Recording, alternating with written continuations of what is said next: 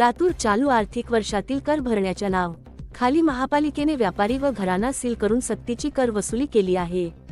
परंतु त्याच महापालिकेच्या अधिकृत जागेवर ग्रीन बेल्ट व इतर ठिकाणी अतिक्रमणित जागेवर कब्जे करून त्याचे भाडे कोण खातो, चोरावर मोर कोण होत आहे.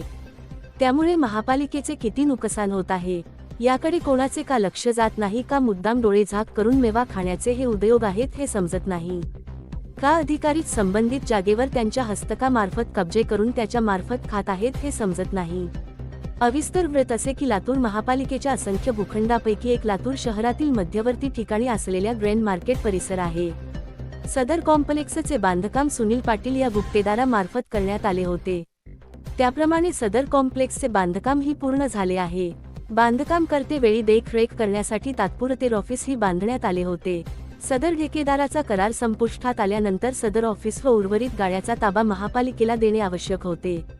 परंतु सदरील ठेकेदाराने ते ऑफिस व गाळे स्वतःकडे ठेवून संबंधित ऑफिस व गाळे स्वतःच भाड्याने देऊन त्याचे लाखो रुपये भांडे खात असल्याचे दिसून आले आहे. त्यामुळे महापालिकेला लाखो रुपयाचा चुनक नुकसान लागत आहे. एकीकडे व्यापाऱ्यांना, घरमालकांना, गोरगरीब जनतेला कराच्या नावाखाली सक्तीची वसुली करण्यात याने प्रशासनाने कुठलीही कसर सोडली नाही. मग संबंधित ऑफिस व गाळ्याकडे याचे का दुर्लक्ष होत आहे हे कोडे समजत नाही. का अधिकारी हे सर्व घडवून आणत आहेत हे कोडे उलगडत नाही.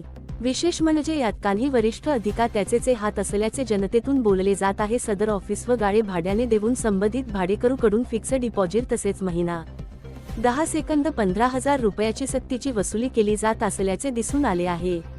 याची वसुली कोणाचा खिशात जाते, त्या अधिकाऱ्याचा व सुनील पाटलाचा त्यात किती वाटा आहे हे लवकरच स्पष्ट होईलच. पण मागील अनेक वर्षापासून महापालिकेची होत असलेली लूट कर स्वरूपात परत जमा होईल का याची उत्सुकता जनतेला लागली आहे.